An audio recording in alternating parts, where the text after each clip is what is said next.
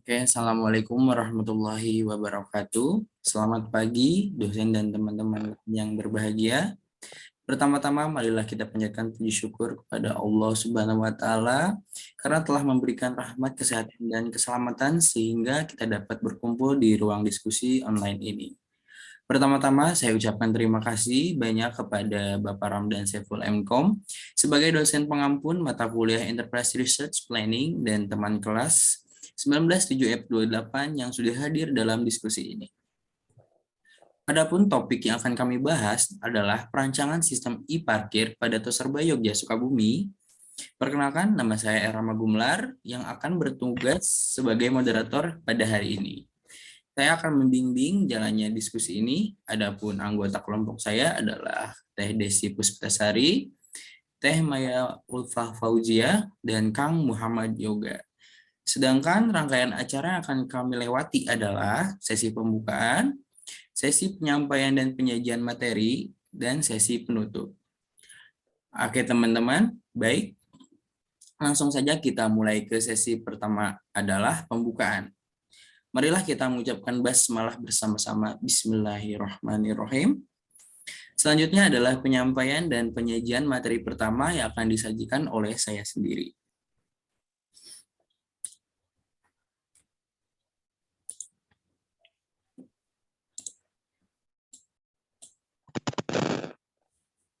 Apa itu sistem e-parking?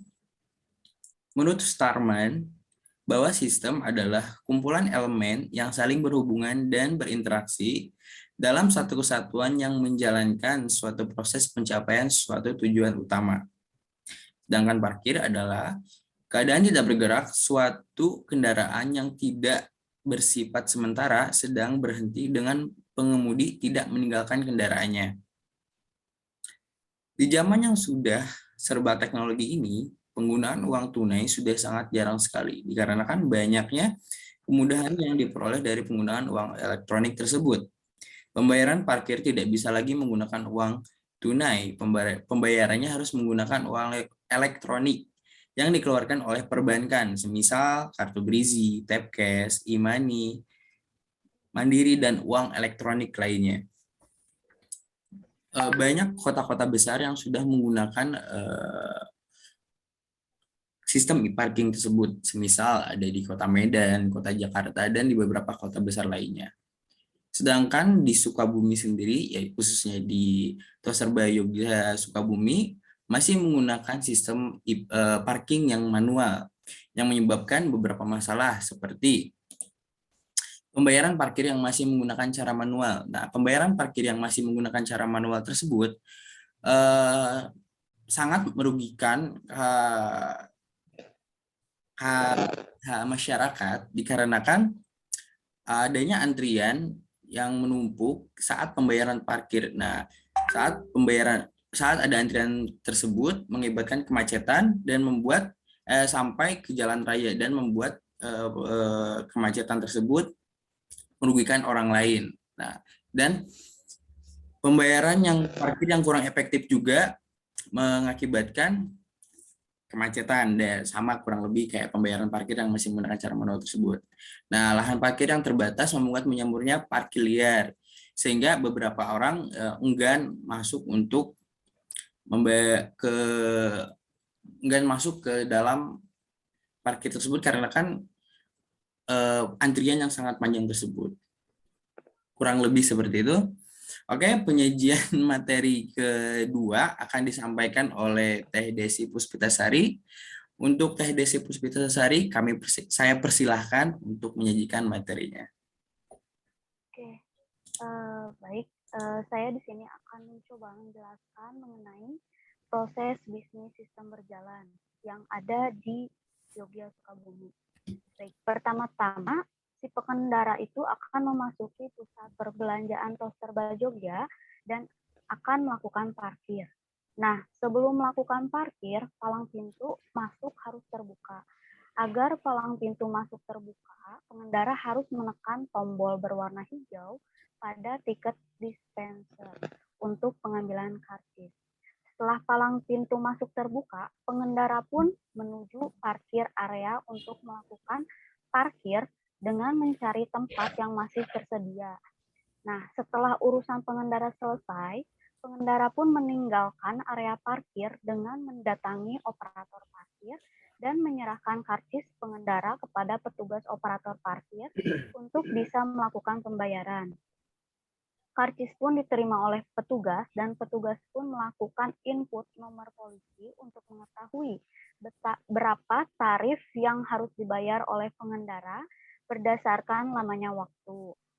Nah, setelah hampir sebulan, kalau dari laporannya tersebut, dia di akhir bulan ini petugasnya melakukan pembuatan laporan dengan menginput kembali data masuk parkiran dari awal tanggal hingga akhir berupa nopol, jenis kendaraan, waktu, pengendara parkir, serta tarif pengendara. Nah, lalu laporan tersebut dicetak dan bisa diserahkan kepada koordinator parkir. Baik.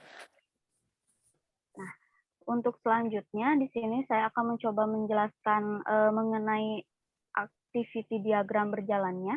Di sini ada prosedur pengambilan karcis, di mana di sana ada pengendara dan mesin. Nah, di si pengendara itu kalian bisa lihat di sana ada simbol inisial, artinya memulai suatu sistem. Nah, si pengendara itu melakukan parkir, lalu setelah itu akan menekan tombol, di mana kita masukkan di sana itu tombol fog. Jadi tombol fog di sana itu untuk menunjukkan bahwa aktivitas keduanya itu bisa dijalankan secara bersamaan ya. Nah, kalau misalnya si pengendara menekan tombol hijau, maka si mesin itu akan memproses keluarnya karcis. Nah, tapi jika si pengendara menekan tombol merah, itu artinya si mesin otomatis melingkan gitu ya ke si mesinnya itu untuk panggilan darurat agar si petugas itu dapat menuju ke pengendara tersebut. Baik, selanjutnya ada diagram ini ya, apa namanya teh, prosedur keluar pengendara dari area parkir. Nah, kan karena urusannya setelah selesai, lalu si pengendara itu kan pasti menuju operator parkir seperti yang tadi saya bilang, lalu akan menyerahkan karcis yang sudah didapatkan saat masuk ke parkir tersebut. Nah, di sana ada dua kemungkinan juga, karcisnya hilang atau karcisnya ada. Jika karcisnya ada, maka si pengendara tinggal menyerahkan saja ke si petugas. Nah, kalau misalnya karcisnya hilang, itu berakhir di petugas juga. Selanjutnya, ada prosedur pembayaran parkir. Di sana sama saja seperti sebelumnya yang saya jelaskan, hanya pembedanya itu di sini itu lebih ke si petugas itu menginput nomor polisi dan mengetahui tarif bagi si pengendara. Dan si pengendara pun di sini melakukan pembayaran gitu ya, membayar parkir sehingga palang itu bisa dibuka oleh si petugas. Baik, terus yang terakhir di sini saya akan mencoba menjelaskan laporan. Nah, untuk laporan di sini itu kami melibatkan petugas, komputer, dan koordinator parkir. Di mana si petugas yang seperti saya tadi bilang juga, dia itu 1 bulan sekali itu menyerahkan laporan ke koordinator. Nah, dengan cara membuka data parkir, lalu si komputer itu akan menampilkan data parkir. Nah, si petugas tinggal merekap 1 bulan, lalu dicetaklah ketika sudah keluar laporannya dan diserahkan ke koordinator parkir. Seperti itu. Baik, untuk yang selanjutnya untuk analisa kebutuhan usulan akan dijelaskan oleh Kang Yoga. Silahkan, Kang. Ya, terima kasih Teh Desi. Baik, saya lanjutkan untuk analisa kebutuhan. Untuk merancang sistem, kita memerlukan software. Software yang digunakan dalam pembahasan ini adalah Enterprise Architect.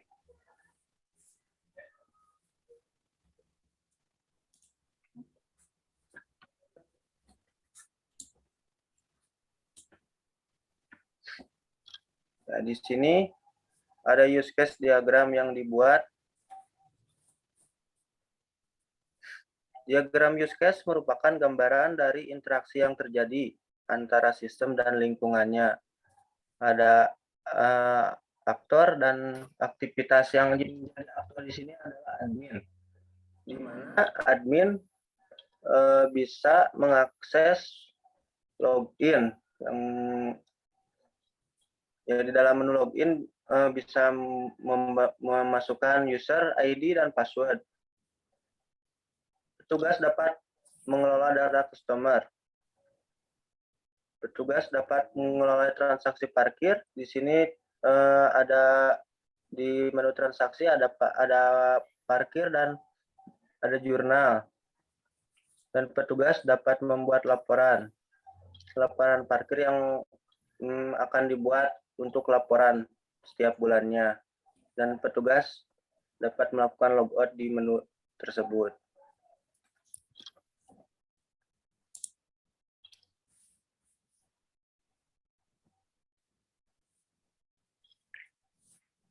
Use case diagram customer bisa dilihat di sini.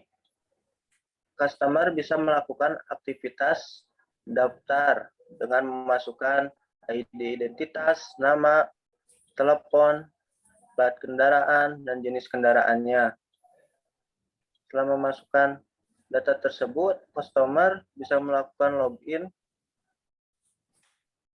dengan memasukkan nomor e-parkir atau kartu parkir. Dan customer juga bisa melihat informasi saldo parkir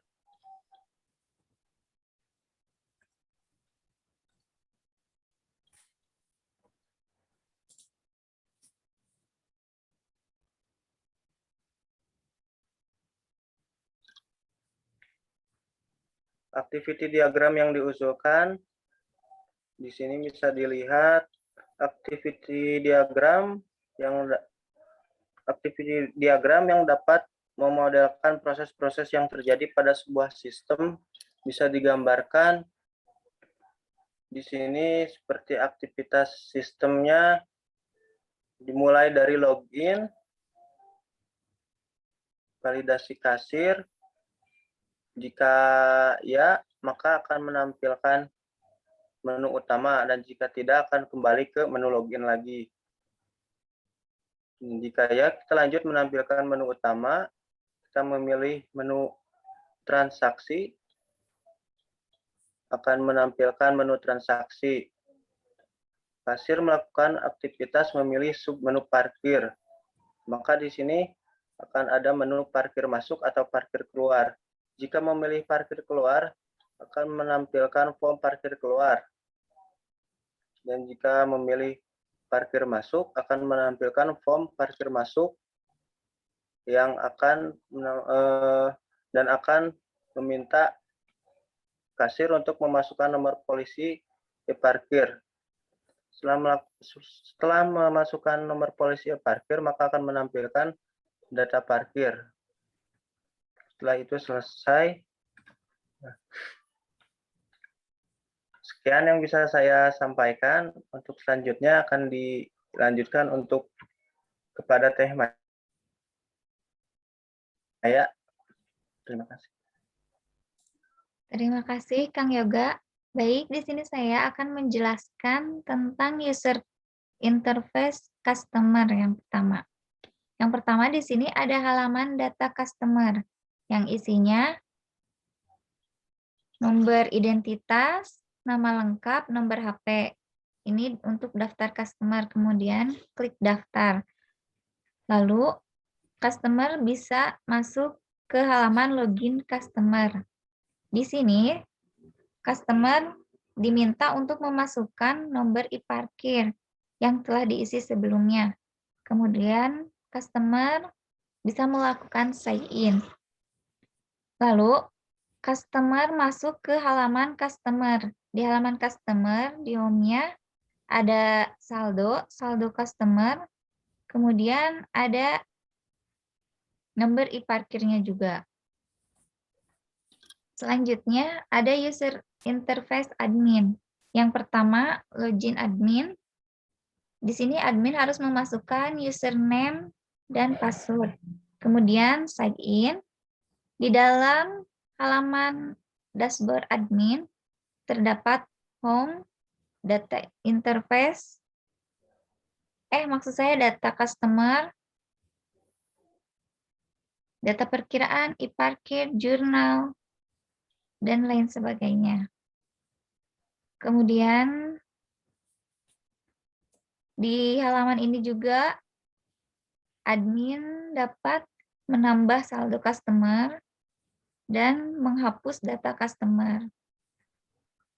Kemudian di sini admin bisa melihat halaman bayar parkir, yang bayar parkir, jurnal, dan halaman laporan untuk setiap bulannya dilaporkan ke koordinator parkir.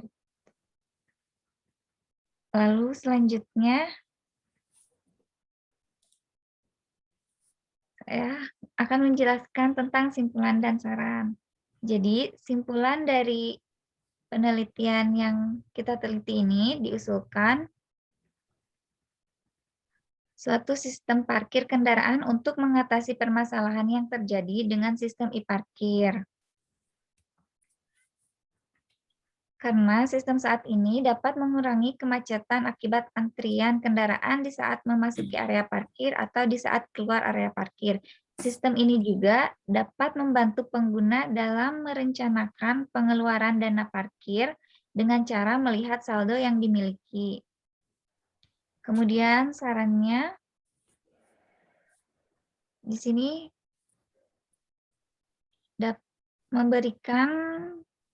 mengganti satuan waktu tarif parkir agar parkir selama 1 jam tidak sama bayarnya dengan tarif parkir 30 menit. Kemudian memberikan pelatihan terhadap karyawan sistem e-parkir.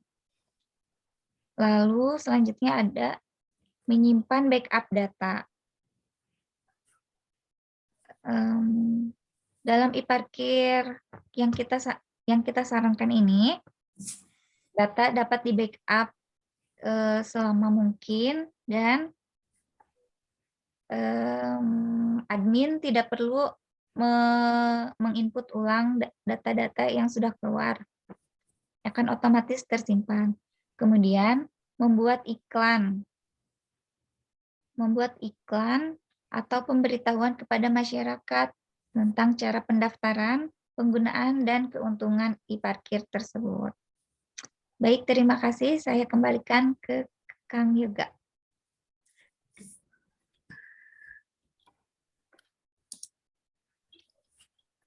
Oke, terima kasih semuanya.